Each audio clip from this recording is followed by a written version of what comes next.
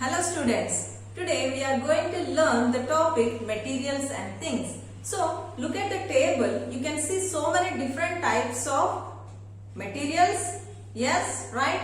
We use so many different types of materials in our daily life. Yes, right children? So we use different objects. So these objects are made up of different materials. So what are the different objects we use in our daily life? So I'll show you some of the objects which are made up of different materials. See, first one, we'll see the steel. It is made up of metal. So next, the specs case, it is made up of the plastic. Next, the glass.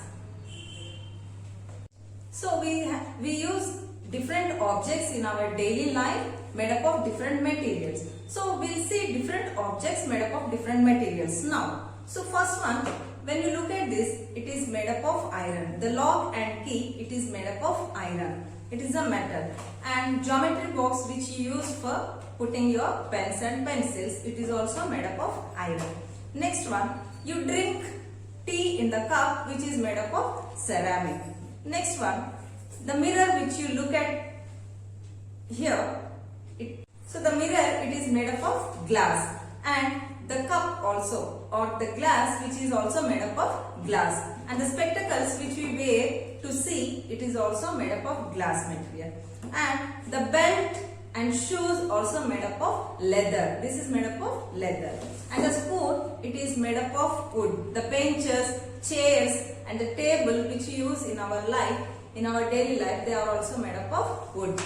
And the spoon which you are going to eat, the plate, they are made up of steel. Next we'll see the pot which is made up of soil or mud. Next we'll see some of the material, rock. It is used to make the idols. So these are the different materials which we use.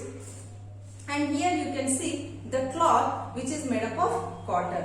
And the books which you are going to use, they are made up of paper. So these are the different items which we are going to use in our daily life made up of different materials. So how we are going to differentiate or classify these materials? So we are going to look at them. Now we are going to classify the materials into three different classes. Those are opaque, transparent and translucent. What are opaque substances? The substances, see, when you look at this, I hold the paper like this. Can you see my face? You cannot see my face. Right children? So why you are not able to see my face? Because this is a substance. The paper is a substance which will not allow to see the other side of it. Yes? And I'll show you one more example. I am using the steel plate. Now also you are not able to see my face. So the substances which will not allow to see or to look at the other side of it are called as opaque substances. Why? Because the light will not fall on the other side. So we cannot observe the other side of the substance by opaque substances. Next, I'll show you some other example. So here, this is the oil paper. When you look at it, can you see my face?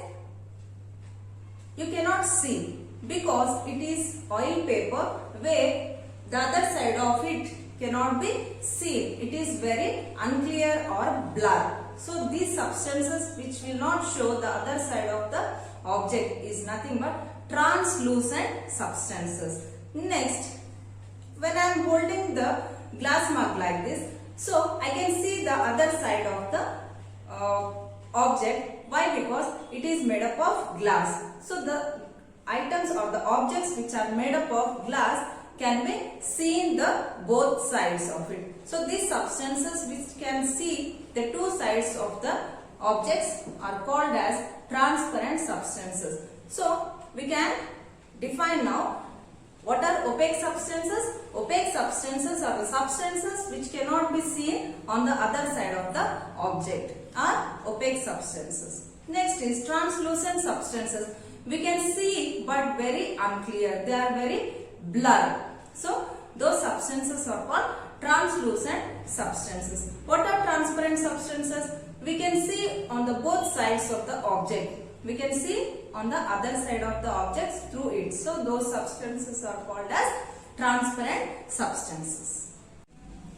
Now we will see the objects which are undergoing sinking and floating. See, I have taken the water in a bowl where I am going to drop some vegetables into the water.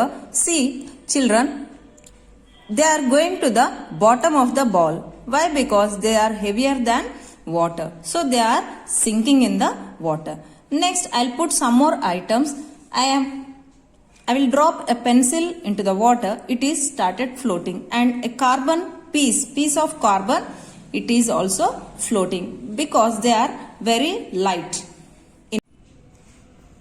So look at the objects in the water. Some of the objects are sinking in the water and some of the objects are floating in the water. So the objects which are going to the bottom of the water are sinking, and some of the objects which are on the surface of the water, they are floating. So now we are going to see the phenomena of soluble and insoluble. Some of the substances are soluble in water and some are insoluble in water. So we will see, I have taken water in the two bowls. To one of the bowl, I am going to add salt, and to the other bowl, I am going to add the chili powder. So we will see which one of it is sinking and which one of it is floating, and we also can see one of it will be soluble and the other is insoluble in water.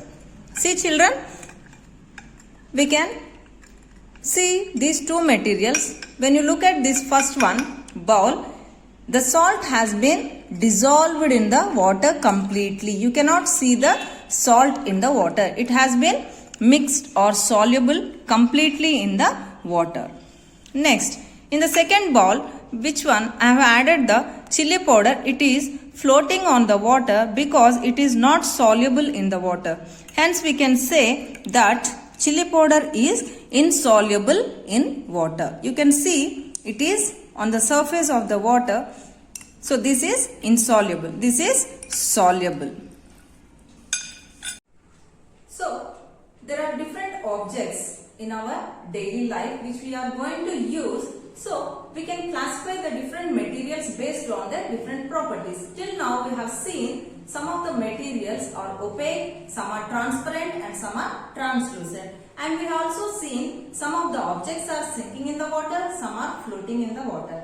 And we also seen soluble and insoluble objects in the water. So like this, we can classify different objects depending upon their properties.